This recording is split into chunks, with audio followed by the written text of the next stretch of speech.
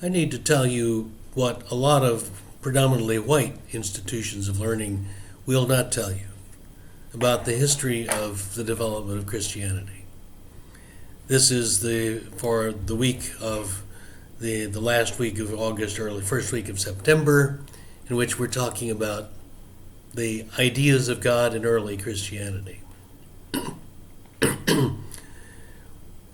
And I have posted to go with this a map of the continents of the world that describes how the United Nations breaks up and designates which areas are what continents. If you look at that map, you can even stop this video and go back and look at that map. It's on the module as well, or you can look at it afterwards. And what you'll see there is Asia is a large area that goes from the very western tip, which is Palestine, Israel, Lebanon, and Syria, all the way to across to Korea and Japan.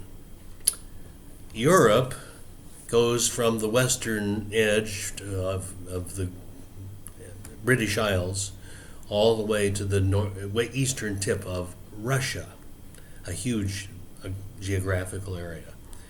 And then Africa is what you expect Africa to look like. What I want to tell you is the spread of Christianity started first in Asia and in Africa. That's what they won't tell you. What I was taught in my church history class was that Christianity was a primarily European religion. It spread from the Middle East into Europe, thrived there, went through the Reformation, then came to America and thrived there, and then was spread around the rest of the world. Historically, that is inaccurate. Theologically, it's inaccurate.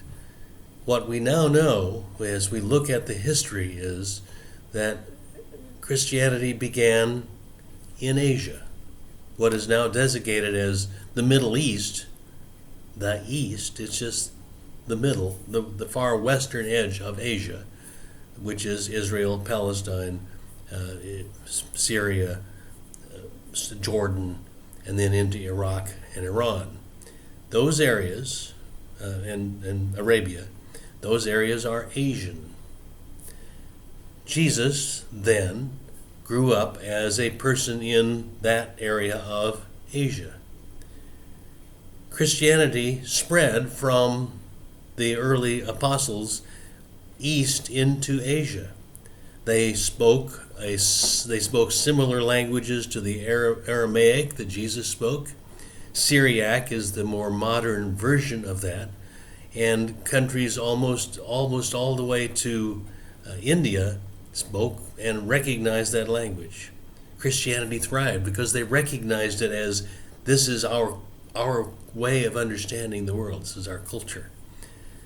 It spread in the first millennium into India, into China, and all the way to Japan. There is a story of an archbishop, a Catholicus, they call it in the Eastern Asian or Syriac church, like an archbishop, like a pope, whose headquarters was in what we now call Baghdad in Iraq, and he had 80 dioceses or bishoprics spreading from the west all the way to one in Japan and China and India. That's the earliest thriving spread of Christianity. You may have heard that the Apostle Thomas, Doubting Thomas, himself went to India and evangelized the people there. Christianity started as an Asian religion. It also spread west into Africa.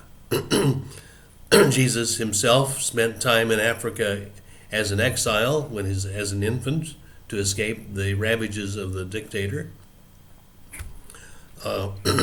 Many of his apostles went to Egypt for protection when they were being sought out.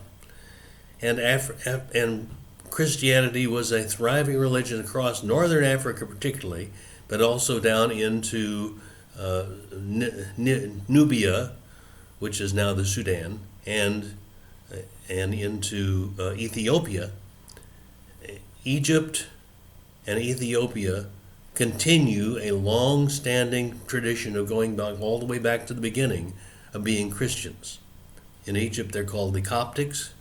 In Ethiopian, they're the Ethiopian Christian Catholic Church. There are still Christian communities as far west as Morocco, and in Libya, and in all of those countries along the northern edges of Africa that have persisted, even though they have been minorities throughout the ages. The other thing to notice when we talk about the people who are engaged in the controversy about the nature of Jesus and the issue and the beginnings of the idea of the Trinity, which we'll be talking about this week and next week, many of those people were Africans. Look up and see, where was Arias from? Where was Athanasius from? And then later on, where was St. Augustine from? At least 10 of the major saints, bishops and saints of the earliest church were African. After that, of course, Christianity spread into Europe, but it did not thrive there for the first 800 years until the Holy Roman Empire and Charlemagne the Great took over and basically enforced Christianity in the rest of Europe. It was about that time that Islam in Africa and the Middle East, and Buddhism in Asia eclipsed Christianity, and people began to go for those as the common cultural religions of the area. But Christianity persisted. Nonetheless, it was less in Asia and Africa. So, as Europeans, we pay no attention to that. And what you, as black students in HBCU, to know, the cradle of Christianity is not in white Europe.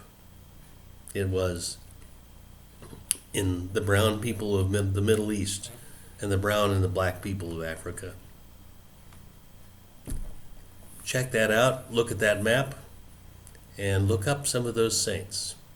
Talk to you later.